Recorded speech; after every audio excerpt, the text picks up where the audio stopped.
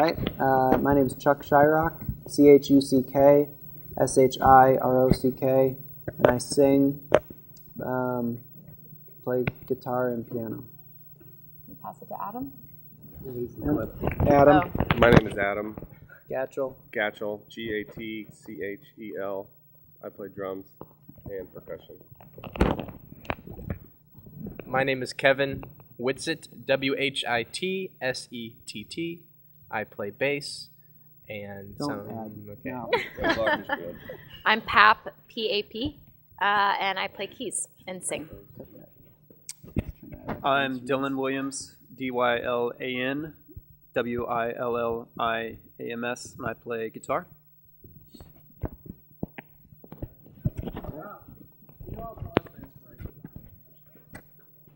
That is a simple one. Shirock is my last name.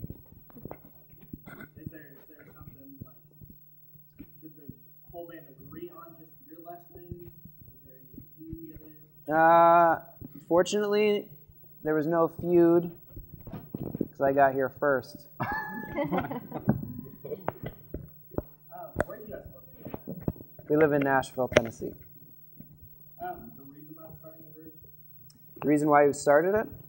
I think it wasn't necessarily a conscious decision to start this group.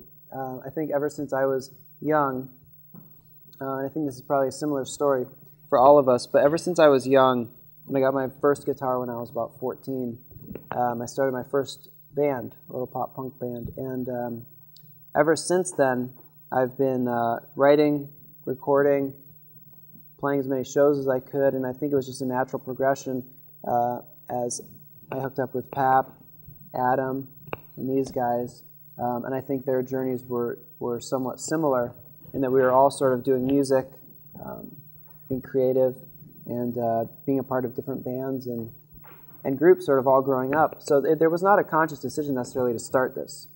It was sort of the outlet that I think I had, and as it continued to evolve, it became our outlet collectively. I'm going to interrupt you and go back to the name. Shirock, you want to give us some background? That's not your average American Smith. It's not Smith. Shirock is originally an Italian name. It used to be Scirocco. My family is I'm a quarter Italian. They were from Sicily, right? Is that what Sarah said? It used to be Scirocco. It was like SC, like IRACCO or something totally different. And then when they came over to the United States, they changed it to Shirock. And why did y'all decide to Well, yeah, we've been, as a band, we do all the sort of normal traditional band stuff. We play in clubs and festivals and theaters and all sorts of different colleges, sometimes all kinds of different venues.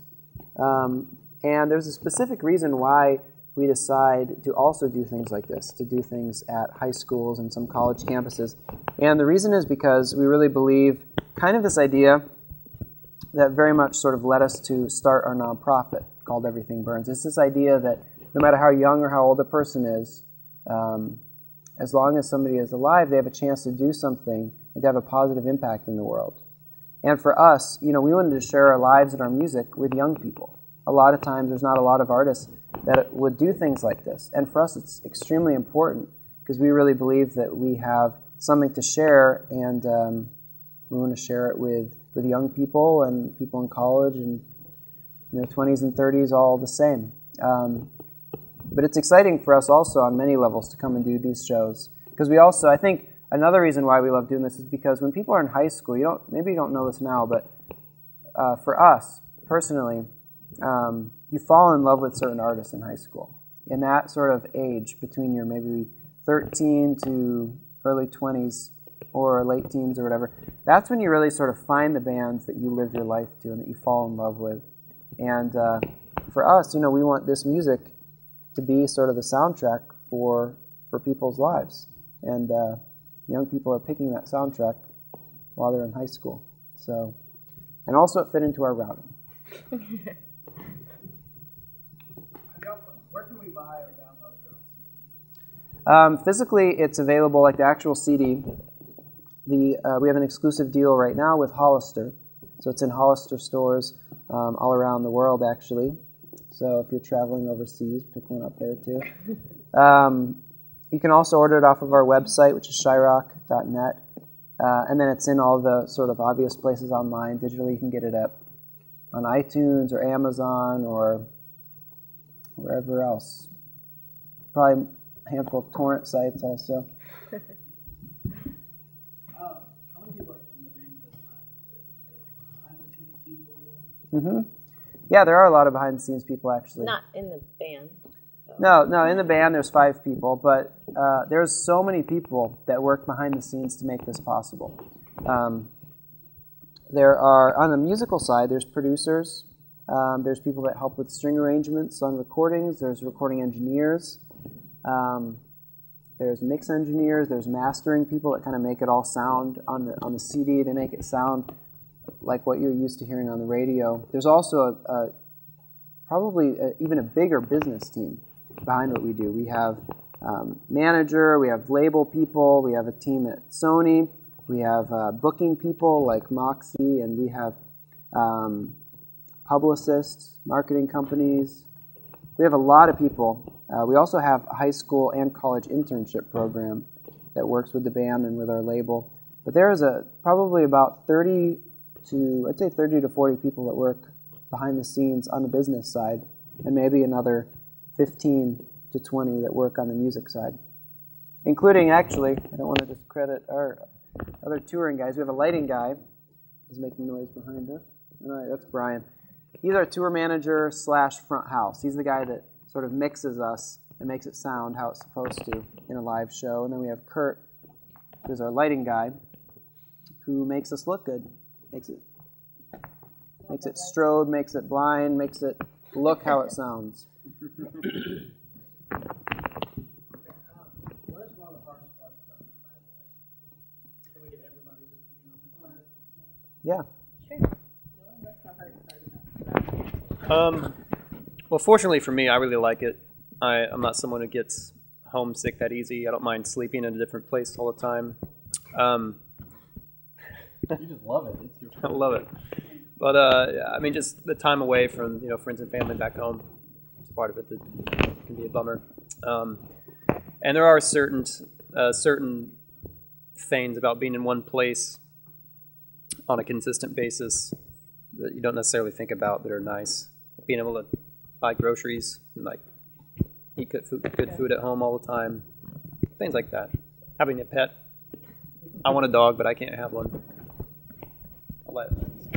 We could have. How hard is it for you being the only woman on the tour? Actually, sometimes it's difficult. I guess that's one of the harder things for me. Being on the road is, I think, being away from like some of your closest friends and family.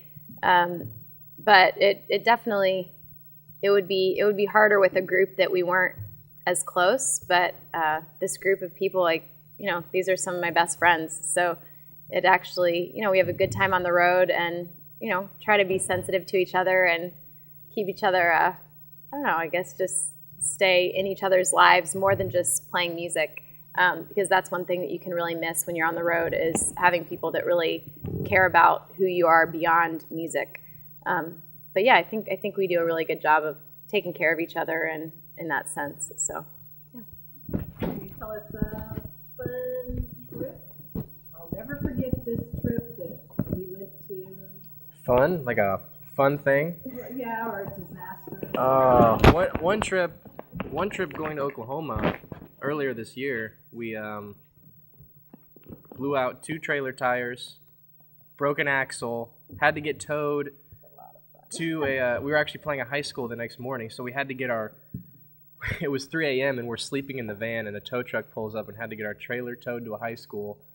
We didn't get there till 6 a.m., so we didn't get any sleep that night. I mean, that was close to a disaster. But on the other end of the spectrum, Adam and I one day did a rhythm section field trip. We went to the Kennedy Space Center in Florida and just checked out rockets all day. It's a lot cooler than you think. I think we're probably the only 2 that would care about that anyway. You like rockets? I also enjoy rockets. Oh. I check him out. Well, yeah, maybe. I don't know what you guys did that day, but that was fun. I remember the. Yeah.